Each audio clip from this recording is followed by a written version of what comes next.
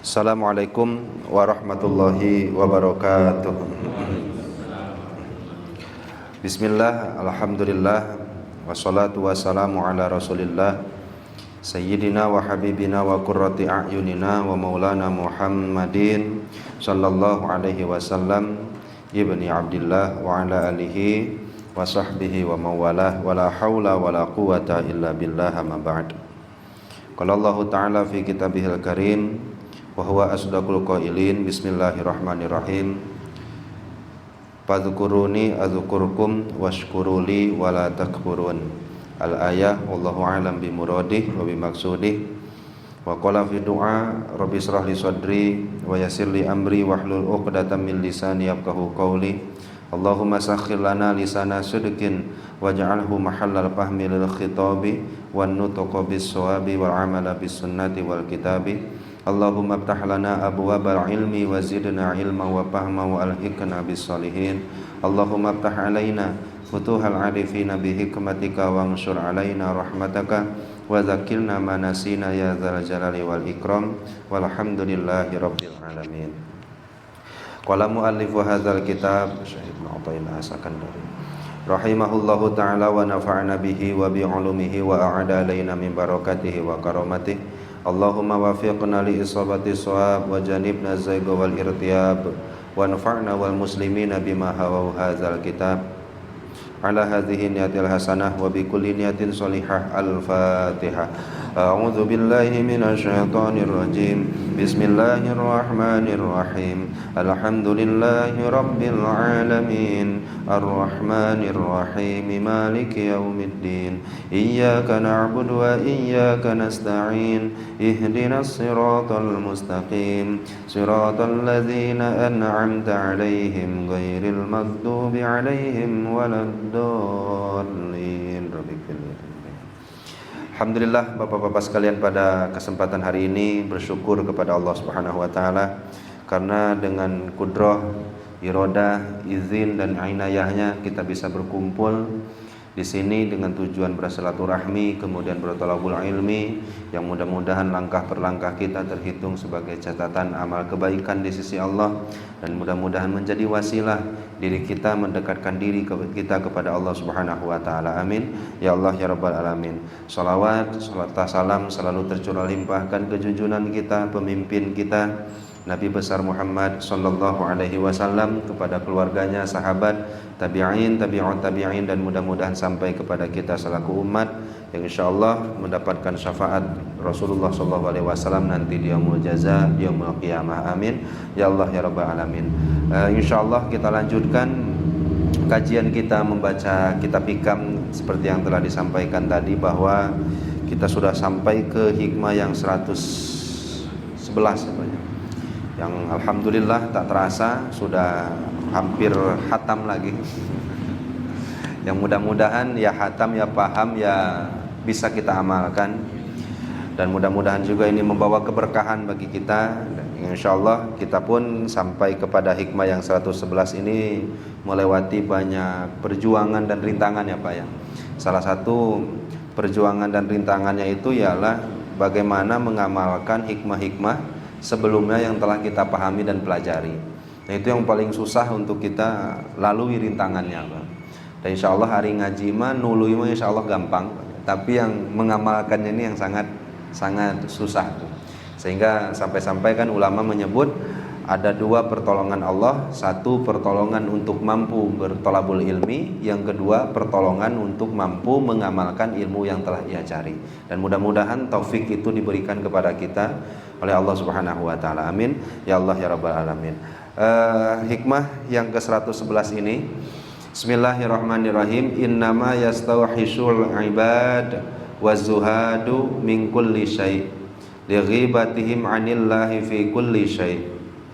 Falau syahiduhu fi kulli syai' lam yastawhishu min syai'.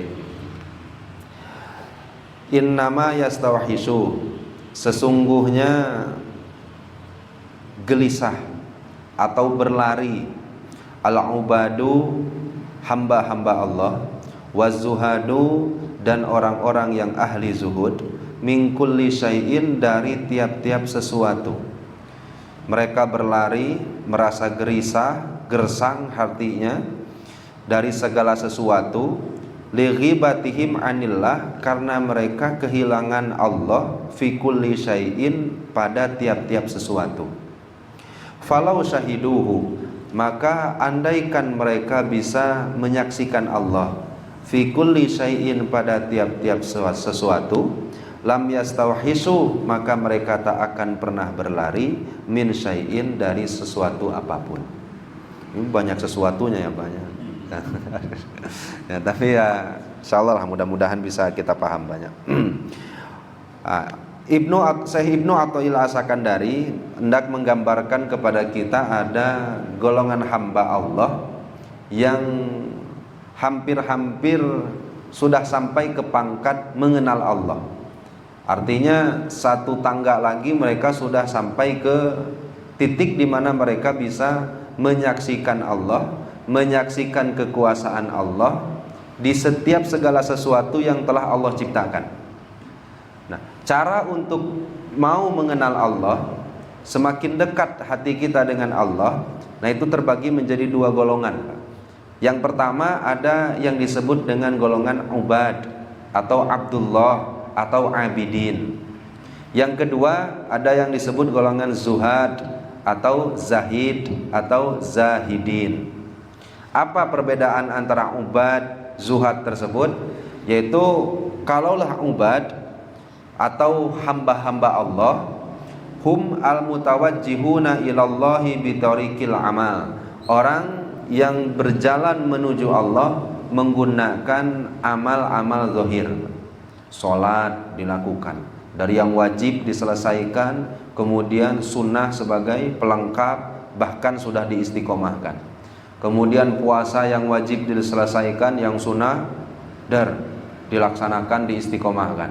Pun sama, qiyamul lail tak pernah berhenti, wirid-wirid yang mulai dari bacaan Al-Quran, zikir dan lain-lain selalu mereka lazimkan dan istiqomahkan. Nah, orang-orang yang seperti ini disebutlah ubad, hamba-hamba Allah yang menuju kepada Allah melalui jalan amal-amal zahir. Yang kedua adalah zuhad atau zuhud, orang-orang yang zuhud di alam dunia. Mereka adalah al-mutawajjihuna lahu bi tariqi tawakkal, orang-orang yang menuju dan mendekat kepada Allah dengan pelantara tawakal terhadap Allah. Jadi kalau dunianya itu mereka hampir-hampir tidak punya. Sholatnya punten, yang wajib diselesaikan, yang sunnah hampir-hampir tidak dilaksanakan. Puasanya yang wajib mereka lakukan, tapi yang sunnah hampir-hampir jarang mereka lakukan. Ya, kalau rada rame yang puasa sunnah, nah baru ikutan. Kalau nggak ada, nyantai ke atas. Nah kemudian qiyamul lailnya nggak ada, diganti menjadi niyamul lail, tidur sepanjang malam. Yang tadinya puasanya nggak ada siyamun nahar, diganti menjadi niyamun nahar, diganti dengan ikhtiar. Ada yang dagang, ada yang usaha, ada yang bekerja dan lain-lainnya. Nah tetapi mereka menuju ke jalan Allah menggunakan kezuhudannya, dan mereka menikmati zuhud itu. Jadi sudah di titik tawakal kepada Allah Subhanahu wa taala untuk urusan masalah duniawi. Nah, ini dua hamba Allah ini hampir-hampir sampai ke pangkat arifin.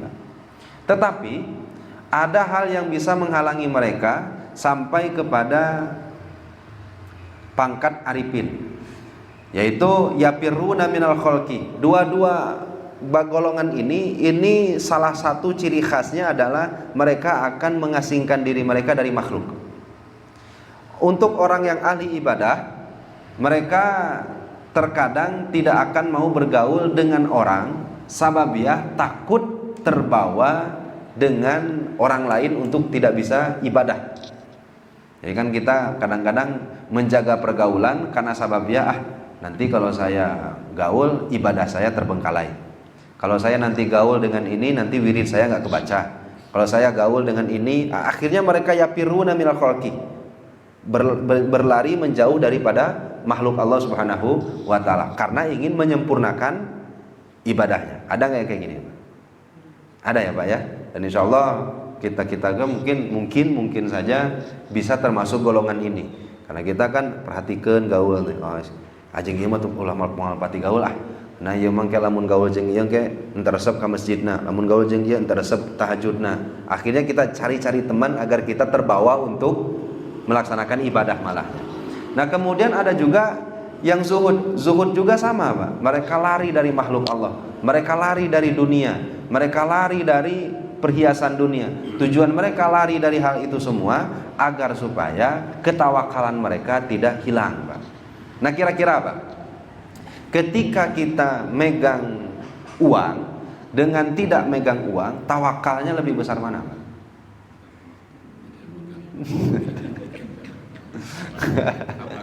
Nah, akhirnya orang-orang yang di makom zuhud ini lebih membiasakan diri dan mereka menikmati, Pak, punten ya. Bukan karena keadaan terpaksa juga.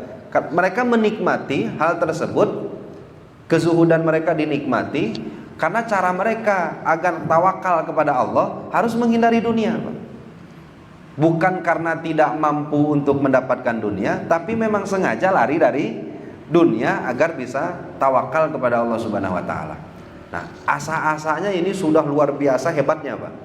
Yang satu dari segi zahirnya luar biasa hebatnya karena ibadah mereka tempuh, karena mereka adalah abidin. Apapun jalur ibadah zahir mereka akan sekuat tenaga lakukan dan istiqomahkan dan nikmat dalam melaksanakannya. Tetapi dua-duanya masih belum sampai kepada Allah. Masih belum bisa bermusyahadah dengan Allah. Dua-duanya belum bisa mendapatkan titik di mana mereka bisa mengenal Allah. Kenapa bisa seperti itu? Karena satu, orang-orang yang ahli ibadah, kira-kira kalau bisa tahajud nikmat tidak, Pak? Nikmat. Nah, terhalang nikmatnya melihat Allah, nikmatnya berkenalan dengan Allah, terhalang oleh nikmatnya ibadah mereka tersendiri, Pak. Jadi saking nikmatnya ibadah yang mereka lakukan sampai mereka terhalang, terhijab dari nikmat ketika ibadah itu adalah bisa menyaksikan dan berkomunikasi dengan Allah. Andaikan ketika kita ibadah, Allahu Akbar, dari setiap lantunan yang kita baca, kita masukkan dan resapi di dalam hati, nikmat nggak kira-kira? Nikmat. Tapi ada nggak satu perasaan di dalam hati kita betapa Allah Subhanahu wa taala memberikan kita kekuatan dan izinnya dan irodahnya agar kita bisa bangun di malam hari itu, kemudian diberi sehat, diberi luang waktu untuk bisa beribadah. Itu terasa tidak ketika ibadah? Atau terhalang ketika ibadah itu terhalang dengan resapan makna-makna bacaan salat kita? Terhalang. Nah, andaikan terhalang, mereka disebut zahidin.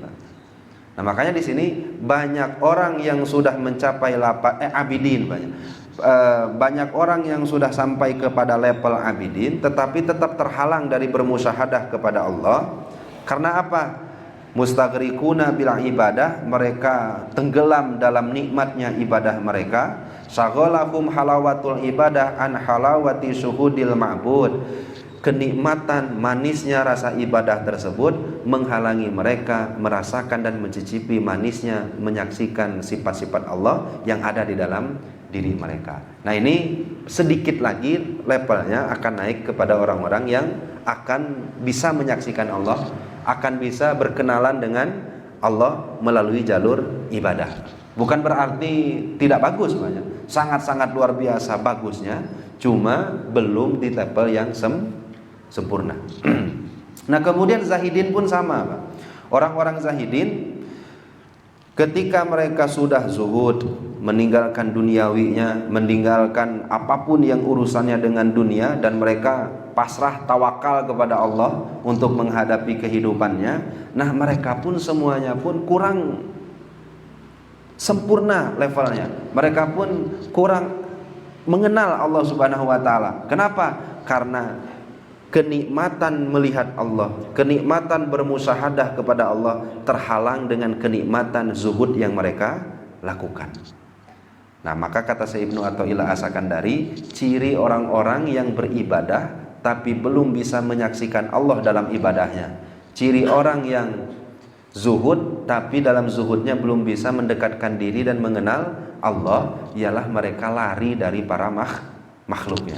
Orang ibadah lari dari makhluk Allah karena nggak mau ibadahnya terganggu.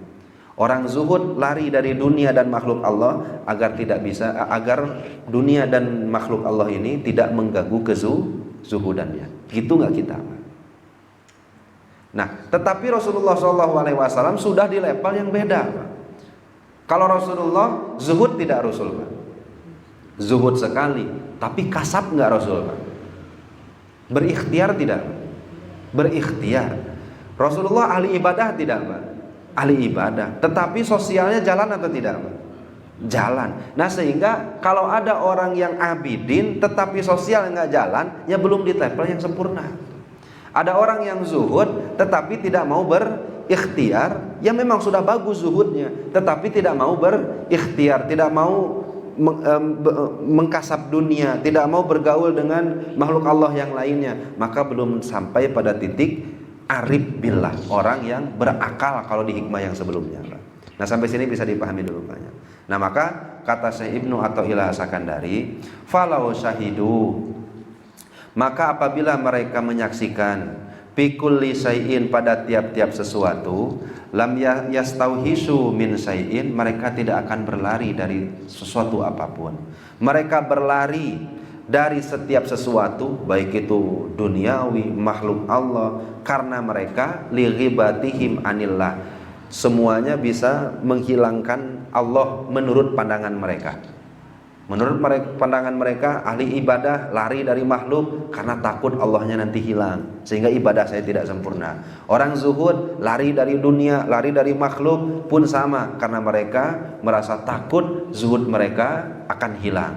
Nah, sebenarnya keadaan mereka lighibatihim anillahi bikulli syai'in, mereka belum bisa mendapati Allah ada pada tiap-tiap sesuatu. Karena Allah akan ada pada tiap-tiap sesuatu dan terlihat. Ya tidak? Bapak mau lihat langit, ada Allahnya tidak, Pak? Ya ada. Bapak mau lihat diri kita sendiri, ada Allahnya tidak, Pak? Ya ada. Apapun yang diciptakan oleh Allah, ya Allah ada di situ. Maksudnya Allah ada di situ tuh sifat kudrotnya Allah kan ada di setiap makhluknya, Pak. Sifat irodahnya Allah kan ada pada setiap makhluknya. Bapak melalui irodah Allah tidak wujud di alam dunia ini.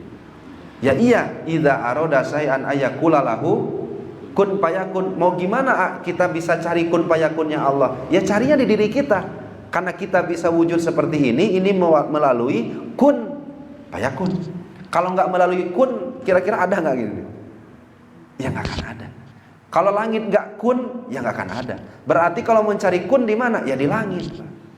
Di setiap makhluk yang Allah Subhanahu wa taala ciptakan. Nah, masalahnya yang hamba tadi, yang ahli zuhud tadi, mereka lari dari makhluk, padahal makhluk adalah tanda-tanda keberadaan Allah. Mereka lari dari makhluk tersebut, berarti lari dari makhluk karena merasa mereka nanti ibadahnya tidak sempurna, zuhudnya akan terhalangan. Padahal di makhluk ada tanda-tanda seseorang menangkap kebesaran Allah Subhanahu wa taala. Berarti mereka melihat tidak di makhluk ada Allahnya. Berarti kan tidak melihat. Nah, dari segi itulah mereka kurang menurut ulama tasawuf. Nah, sedangkan kata Syekh Ibnu Athaillah As-Sakandari, orang yang sudah arif billah, mereka zuhud, tapi zuhud mereka tidak menghalangi mereka berikhtiar. Zuhud mereka tidak menghalangi mereka untuk bersosial, tidak menghalangi mereka untuk gaul dengan sesama. Kenapa? Karena kezuhudan mereka ketika bergaul dengan para makhluk akan didapati bahwa makhluk itu adalah tanda-tanda kebesaran Allah. Yang hadir ketika mereka melihat makhluk adalah Allah Subhanahu wa taala. Nah, ini yang kita susah, Pak, untuk mendapatkannya. Nah pun sama, Pak, kata Syekh Ibnu Athaillah As-Sakandari, palau sahiduhu bi kulli syai'in lam yastauhisu min syai'in. Andaikan mereka bisa menyaksikan Allah pada tiap-tiap sesuatu, maksudnya tiap-tiap sesuatu itu pada tiap-tiap makhluk yang Allah ciptakan, lam yastauhisu min syai'in, mereka tak akan pernah lari dari segala sesuatu apapun. Kok ya tanda kebesaran Allah kok kita hindari? Sedangkan Allah ciptakan langit dan bumi, bahkan diri kita sendiri, di situ ada tanda-tanda kebesaran Allah yang akan tertangkap hanya bagi orang-orang yang berakal, bagi orang-orang yang memiliki sifat arif billah. Nah, timbullah satu pertanyaan bagi kita, bagaimana kita berada di level orang-orang yang bisa mengenal Allah? Kalau sahabat-sahabat Rasul itu dari mulai Abu Bakar, Utsman, Ali, kemudian Sayyidina Umar, ketika mereka berkata, ra'aitullaha qabla kulli syai', sebelum saya melihat sesuatu saya sudah lihat Allah. Nah, ini jangan salah paham berarti Bapak, oh berarti Allah ngebelegedeg, bukan. Ketika sebelum melihat sesuatu, sifat-sifat dan kebesaran Allah itu udah terlihat oleh basirohnya. Kalau kita kan hari-hari Pak, sebelum sesuatu nggak ingat Allah, ketika lihat sesuatu makhluk Allah pun yang nggak ingat, beres lihatnya pun yang nggak ingat. Tapi kalau sahabat-sahabat Rasul, apalagi yang 4 ini, sebelum melihat sesuatu saya lihat Allah, ketika melihat sesuatu saya lihat Allah, bahkan wara'aitullah ba'da kulli syai'in, ketika saya melihat sesuatu, setelahnya pasti saya melihat Allah. Dan kita pernah Pak mengalami itu, tapi gak dawam. Kalau kita makan perlu diajak jalan-jalan hula jauh, jalan jauh, lihat pantai, kakarak bijil, subhanallah. Laras tuh Pak. Hari di sini bisa subhanallah tuh Pak. Padahal kan sama saja Pak. Mau yang di pantai sama yang di sini kan sama-sama saja, sama-sama makhluk Allah, sama-sama kudroh dan irodahnya Allah. Kok ya bisa di pantai subhanallah, ya di sini nggak subhanallah? Jadi yang masalah apanya? Ya basiroh kita Pak. Yang masalah apanya? Mata penglihatan hati kita. Nah, bagaimana semakin seket basiroh tersebut? Ngasahnya kayak gimana? Pakailah jalur 2 yang tadi Pak. Mau pakai jalur zuhud ya silahkan, mau pakai jalur ibadah silahkan. Dalam hadis qudsi Allah Subhanahu wa taala dawuh, "Ma yataqarrabu 'abdi", tidaklah seorang hambaku mendekatkan diri kepadaku, ahabbu ilayya, yang paling aku cintai, kecuali dengan mengerjakan yang wajib-wajib. Jadi kalau Bapak bertanya, amal apa yang paling cepat datangin cinta Allah? Yang wajib. Jadi jangan sampai tertipu kalau Bapak nanti sholat subuh, qobla subuhna meni khusyuk, pas subuhna leha-leha. Kenapa? Karena subuh dengan qobla subuh itu nilainya dan paling cepat mendatangkan mahabbahnya fardu subuhnya. Tapi kan qobla subuh de khairun minad dunya wa ma fiha, lebih baik daripada dunia dan isinya. Sunnahnya udah kayak gitu, apalagi wajibnya. Harusnya kan mikirnya kayak gitu Pak. Yang sunnahnya saja lebih baik daripada dunia dan isinya, apalagi yang wajibnya. Bapak khusyuk isya atau tahajud Pak? Kalau sholat tahajud khusyuk nggak kira-kira? Khusyuk. Sholat isya? Oke. Itulah kenapa terkadang kita ketika mendekatkan diri kepada Allah, seakan-akan yang lebih besar itu adalah yang sunnah, padahal yang lebih cepat mendatangkan mahabbah Allah itu adalah yang wajibnya. Oke Pak, di sini kan di Mujahidin di sini dan masjid-masjid lain juga kan sama. Kalau qiyamul lail itu 1 juz ya deh ya. Salat isya pernah Pak 1 juz?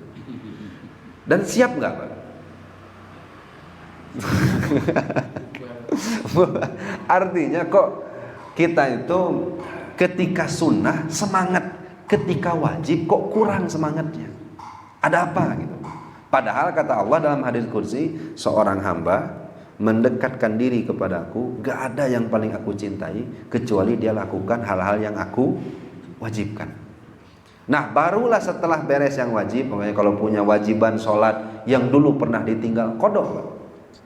Andaikan utang kepada manusia saja wajib dibayar, apalagi kalau kita berutang kepada Allah, qodok semuanya. Perlahan kita membayar utang-utang sholat kita, puasa dulu pernah tertinggal, bayar. Zakat dulu pernah tak dibayarkan, sekarang tunaikan. Apapun jenisnya, semuanya dikodok. Yang wajib aja dulu beresan. Beres yang wajib, baru melangkah kepada yang sunnah. Nah, barulah kata Allah, beres yang wajib, tidaklah seseorang hambaku beres yang wajib, dia mendekatkan diri kepadaku dengan mewasilahkan ibadah-ibadah yang sunnah. Nah, kalau sudah seperti itu gimana? Kuntu sam'ahul ladzi yasma'u bihi. Maka aku akan menjadi telinga yang ia pakai pendengaran. Aku akan menjadi tangan yang ia pakai untuk memegang. Aku akan menjadi matanya yang dipakai untuk melihat. Aku akan menjadi mulutnya yang ia pakai untuk berbicara. Artinya kayak gimana? Artinya pendengaran kita pasti dipakai untuk hal-hal yang diridhoi Allah. Mulut kita pasti akan mengeluarkan kata-kata yang dipakai untuk mencari ridha Allah. Semuanya dituntun dan diaping oleh Allah Subhanahu wa ta'ala. Makanya para ulama menyebut kekasih Allah itu dengan nama wali. Wali itu artinya apa? Wali itu bisa kita artikan isim fa'il. Isim fa'il itu orang yang selalu mencintai, menjaga adab-adaban kepada Allah.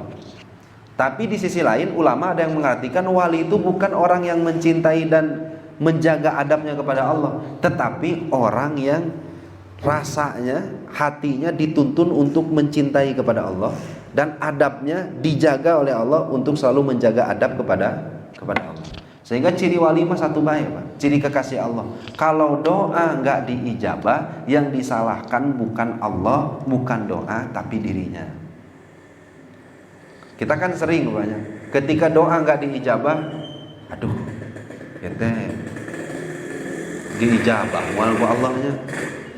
Apa mungkin digantinya ijabahnya menjadi yang lain dan lain-lain. Banyaklah husnudon kita yang dijadikan objek husnudon kita malah Allah. Tetapi kalau para kekasih Allah yang dijadikan objek dari doa yang mereka lakukan ketika tidak diijabah adalah diri sendiri, Pak. Oh, mungkin ketika saya berdoa adabnya masih kurang. Oh, mungkin dalam kita berdoa masih kurang khusyuknya dan lain-lainnya. Nah, ini jalur Bapak mendekatkan diri kepada Allah melalui jalur ibadah. Kira-kira bisa Pak yang ini? Nah, insya Allah, karena satu lagi kan nggak pilihan ini, Pak. Karena pilihan yang satu lagi adalah zuhud.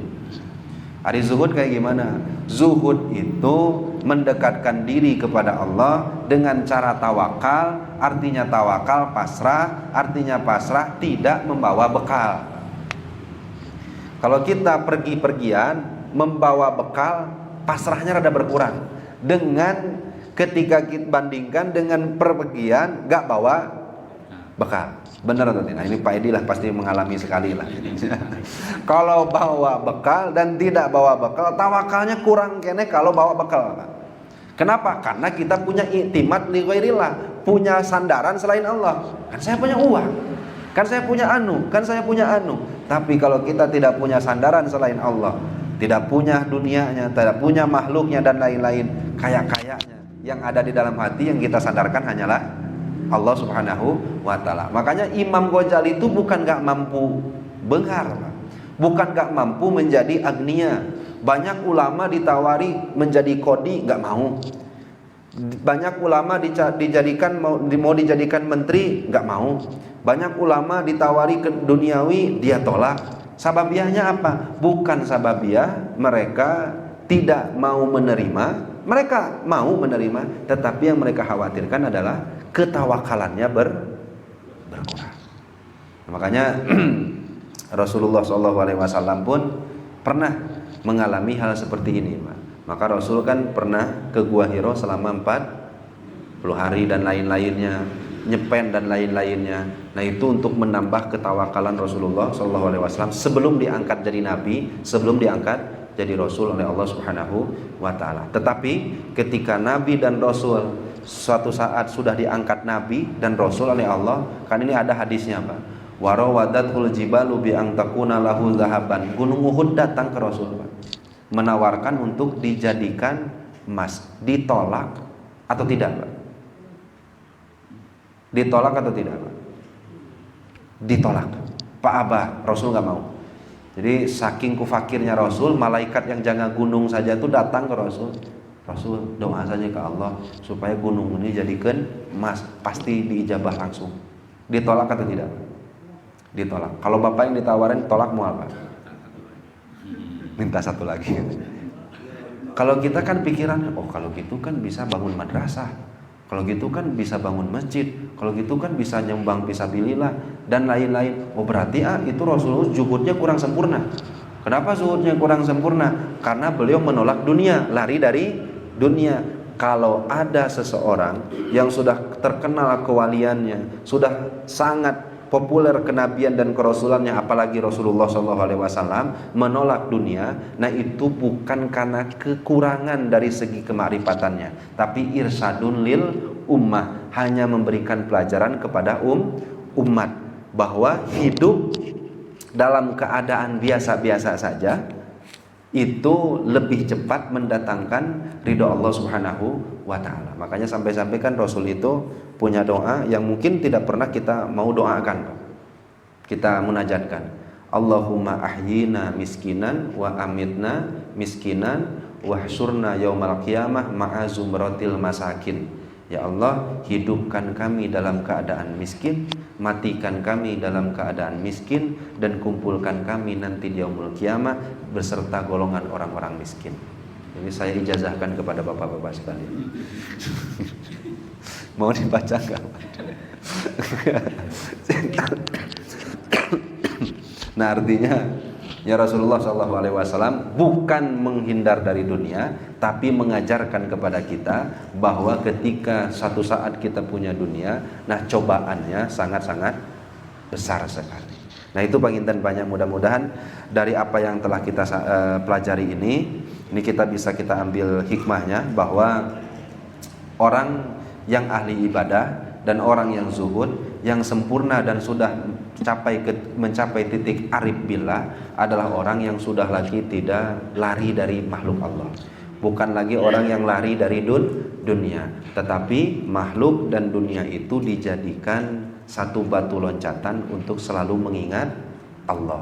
Bahkan dunia dan makhluk dijadikan batu loncatan untuk semakin dekat kepada Allah Subhanahu wa ta'ala. Nah kalau sudah sampai di titik itu, maka insya Allah abidin dan zahidinnya itu akan diangkat menjadi wali-wali Allah, kekasih-kekasih Allah yang sempurna, kenal dengan Allah Subhanahu wa ta'ala. Dan mudah-mudahan kita pun dijadikan kekasih Allah, orang-orang yang dekat dengan Allah, ibadah kita, dunianya kita dan lain-lainnya selalu dituntun oleh Allah dengan taufik dan hidayahnya. Amin ya Allah ya rabbal alamin. Sebelum kita tutup, mangga Pak, apabila ada tambahan dari yang lain, dari sepuh-sepuh guru-guru yang lain, mangga Pak. Tetapi ada pertanyaan, cekap panginten banyak. Kami cekap ditutup dengan doa, wabillahi taufik wal hidayah wal afu minkum, wassalamualaikum warahmatullahi wabarakatuh.